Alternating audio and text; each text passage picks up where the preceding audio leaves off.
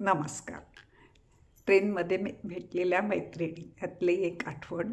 ही आठवण 1982 ते 1984 मधली आहे. त्यावेळेला एवढे टेलिफोन वगैरे नव्हते आणि मी त्यावेळेला कॉलेजला समया कॉलेजला शिकत होते आणि ज्या वेळेला कॉलेज आहे तेव्हा विद्याविहारवरून चढत होते आणि ज्या दिवशी कॉलेज नाही आणि घरून नोकरीला जाणार त्यावेळेला मी चेंबूरवरून चढत होते.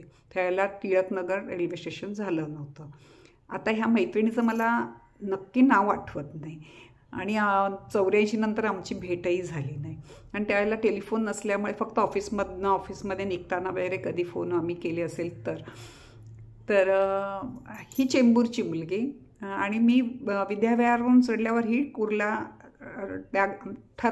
जनरली ठराविक वेळ असल्यामुळे बहुतेक वेळेला ती माझ्या त्या गाडीत असायची. तर चेंबूरवरून गेले तर ती आणि मी एकत्रच असायचो, पण संध्याकाळी येताना मात्र आम्ही एकत्र असायचो. ती वरळीला कामाला होती आणि मी भोईवाडा कोर्टाला. त्यामुळे ती दादरला स्टेशनला उतरल्यावरती वरळी साईडला जायची आणि मी परेल साईडला जायची.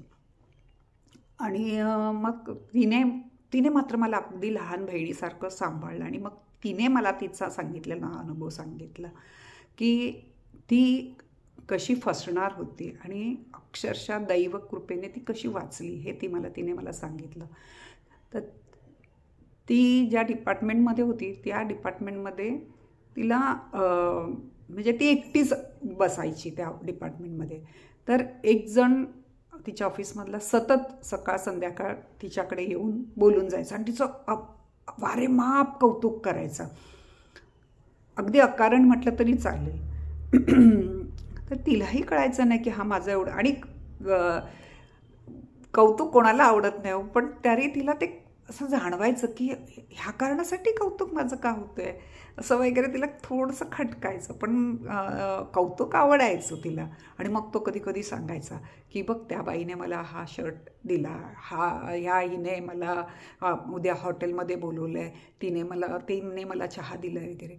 तर थोडासा कौतुकाचा आणि ह्या ऐकण्याचा ह्याचा हे व्हायचं काय. तो दादरला वरळी बसस्टॉपवर असायचा त्यावेळेला ही त्याचं वरळी ते दादर ते वरळी तिकीट काढायची, कारण तिच्याकडे एवढं अफोर्ड नव्हतं की त्याला काही कपडे घेऊन देईल किंवा त्याला हॉटेलमध्ये नेईल. आणि त्याने असं तिच्या भोवती एवढं हे केलं की म्हणजे त्याच्यावर ती डिपेंडन्सीसारखी थोडीशी येता जाताना ती त्याच्याच बरोबर असायची. आणि त्याने तिला विचारलं सुद्धा की तू आवडायला लागली असतं, तू आपण लग्न वगैरे करायचं का वगैरे. आणि थोडंसं ती म्हणाली नाही, माझ्या घरून चाललेलं आहे. आणि मन तिचं दोलायमान होतं की ह्याच्याबरोबर करावं की नाही करावं. नेमकं त्याच वेळेला काहीतरी गाड्यांचा थोडासा प्रॉब्लेम झाला आणि एक ऑफिसमधली बाई तिला गाडीमध्ये भेटली तेव्हा. आणि तिला आठवलं की ह्याने तिला सांगितलं होतं की ह्या बाईने तिला काहीतरी शर्ट का काहीतरी दिलं. तर तिने त्या बाईला विचारलं, अहो तुम्ही त्याला शर्ट दिलात का असं कशाला दिलं. तेव्हा ती म्हणाली, मी आणि त्या माणसाला शर्ट बिलकुल नाही. तर ती म्हणाली, अहो मला असं तो म्हणाला. तर ती म्हणाली, बघा तू त्या मुलापासून खूप सांभाळून त्या माणसापासून, तो दिसतो तसा नाही आणि तो आम्हाला बाहेर सांगतो की तू उद्धट आहेस, हे आहेस, म्हणून आम्ही तुझ्याशी कुणी बोलत नव्हतो. तिलाही कळे ना की तिच्याबद्दल हे असं तो बाहेर पसरवतोय. तिला जाणवायचं की बाकीच्या बायका आपापसामध्ये छोट्या छोट्या गेट टुगेदर मेजवानी वगैरे करतात आणि हिला का नाही बोलवत. आणि हिला उलटं सांगितलं जायचं त्यांच्यामध्ये जाऊ नको, गॉसिप करतात ती लोक, नाव बदनाम करतात. आणि तिच्याबद्दल मात्र त्याने बाहेर उडवलं होतं की ती उद्धट आहे, तिला बोलवत जाऊ नका. तेव्हा मग ही म्हणाली, आज मी असं करते, मी तुझ्या डिपार्टमेंटमध्ये तो असतानाच येते, तर तू हा विषय काढ. आणि ही जेव्हा कामात असताना ती बाई अशी आली आणि त्याच्या मागे तो होता. तेव्हा तिने म्हटलं, काय हो तुम्ही ह्यानं हा शर्ट दिलात का. तेव्हा ती म्हणाली, ह्याला आणि मी शर्ट मी कशाला देऊ याला शर्ट बीट. आणि मग तेव्हा ती निघून गेली ती बाई.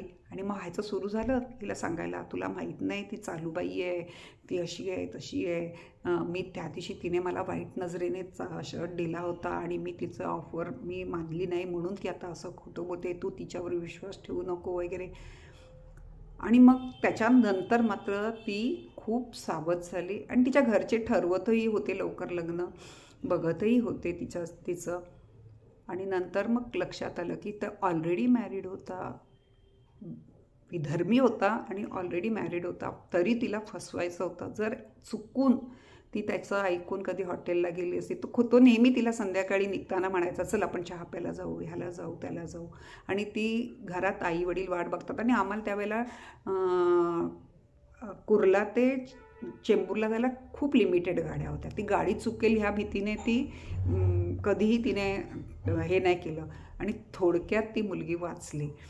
तर मला तेव्हापासून बसलेला धडा आहे, तिने हा सांगितलेला, अकारण कोणी तुझं सतत कौतुक करत असेल ना, तू सावध राहा. हा मला तिने दिलेला धडा आहे त्या मैत्रिणीने. आज मला तिचं नाव नाही आठवत, पण अशा तुमच्याही जीवनात कोणीतरी आलं असेल ना छान शिकवणारं, नक्की मला सांगा.